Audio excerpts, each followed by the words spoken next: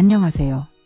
오늘은 젊은 세대와 소통하기 위해 중장년층이 알아두면 좋은 어플리케이션에 대해 이야기를 나눠보겠습니다. 요즘은 문자나 전화보다 메신저, SNS, 영상통화 같은 디지털 소통이 훨씬 더 활발하죠. 후유 리서치 센터 자료를 보면 10대에서 30대는 하루 평균 5시간 이상 스마트폰을 사용하는데 그중 상당 시간을 앱을 통해 일상과 감정을 나누고 있습니다. 중장년층도 이 흐름을 이해하고 적응한다면 자녀나 손주 혹은 젊은 지인들과 훨씬 더 가까워질 수 있겠죠. 먼저 왜 우리가 젊은 세대용 앱을 배워야 할까요? 단순히 그들 문화를 따라가야 한다는 문제가 아니라 디지털 소통 방식이 워낙 빠르고 다양한 형태로 진화하고 있기 때문입니다. 영상, 사진, 음성, 메시지 등 조금만 익히면 손주와 영상통화를 하면서 웃고 떠들 수 있고, 자녀가 올리는 SNS 게시글에 좋아요와 짧은 댓글을 남기며 일상을 공유할 수 있습니다. 전화 한 통보다 이런 방식을 더 선호하는 젊은 사람들이 많으니 자연스럽게 대화의 장이 활짝 열리는 거죠. 먼저 꼽을 만한 건 메신저 앱입니다. 국내에서는 카카오톡이 대표적이죠. 사진이나 동영상을 아주 간편하게 주고받고 음성 메시지, 이모티콘, 스티커 등을 활용해 감정을 표현하기가 쉽습니다. 가족이나 친구들끼리 단체 채팅방을 열면 모임 일정이든 식사 메뉴든 빠르게 공유할 수 있어요. 자녀나 손주가 해외에 있으면 왓츠앱이나 라인 같은 해외 메신저도 익혀두면 편리합니다. 처음엔 이모티콘이 왜 이렇게 많아 할 수도 있지만 오히려 그 이모티콘이 젊은 세대랑 감정을 쉽게 나누는데 큰 역할을 해요. 다음은 SNS입니다. 젊은 세대가 제일 선호하는 건 인스타그램이죠. 사진, 영상 올리고 거기에 댓글, 좋아요로 반응하는 형태입니다. 스토리라 해서 24시간만 올라가 있는 일상 기록도 많이 쓰이는데 손주가 여행 중에 올린 스토리에 하트나 좋아요를 눌러주면 반응이 정말 빠르게 돌아옵니다. 또 다이렉트 메시지로 짧은 대화를 주고받을 수도 있고요. 나이가 들어서 SNS는 어렵다라고 생각하기보다는 먼저 계정을 만들어서 손주나 자녀의 계정을 팔로우하고 소소하게 댓글 하나만 달아보세요.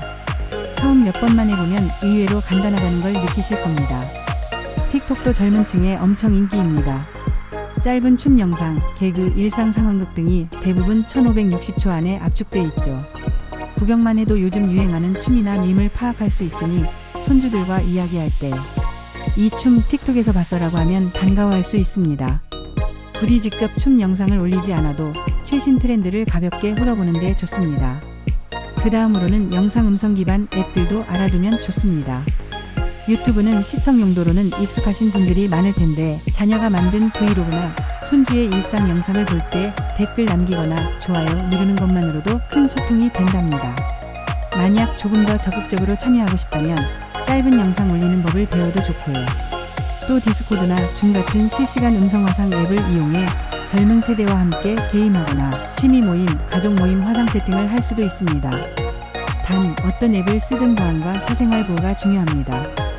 프로필을 전부 공개해두면 낯선 사람에게 개인정보가 노출될 수 있으니 친구만 볼 수 있게 설정하거나 이름 대신 닉네임을 쓰는 방법을 익혀두는 게 좋습니다. 그리고 혹여나 메시지나 게시물로 낯선 사람이 말을 걸어오면 꼭 자녀나 주변 지인에게 확인을 받으시길 권해요. 젊은 세대가 사용하는 단어나 이모티콘도 처음엔 생소할 수 있습니다. 예를 들어 키읔키 웃는 웃음 표현, 이응지읒은 인정이라는 줄임말, 이모지나 스티커는 다채로운 감정 표현을 도와줍니다. 처음엔 어색해도 이런 자잘한 소통 코드를 알게 되면 대화가 훨씬 부드러워집니다. 손주에게 이거 무슨 뜻이야? 라고 물어보면 오히려 젊은 세대가 더 즐겁게 알려주기도 해요. 마지막으로 어떤 앱부터 시작하면 좋을까? 사고 고민된다면 제일 기본은 카카오톡이나 인스타그램입니다. 이미 많은 사람들이 쓰는 메신저와 SNS이니 내 주변 지인도 거의 다 쓰고 있을 가능성이 높거든요. 카카오톡으로 가족, 친구, 단체, 채팅방을 먼저 개설해보고 인스타그램으로는 아이들 사진, 영상에 좋아요를 눌러보세요. 나도 이런 거 할 수 있구나라는 자신감이 붙고 나면 틱톡, 유튜브 등 더 다양한 앱에 도전하기도 쉬워집니다. 결국 젊은 세대의 생활 방식을 무조건 따라가야 한다는 건 아니지만 이런 앱들을 조금씩 이해하고 사용해보면 의외로 소통의 폭이 넓어집니다.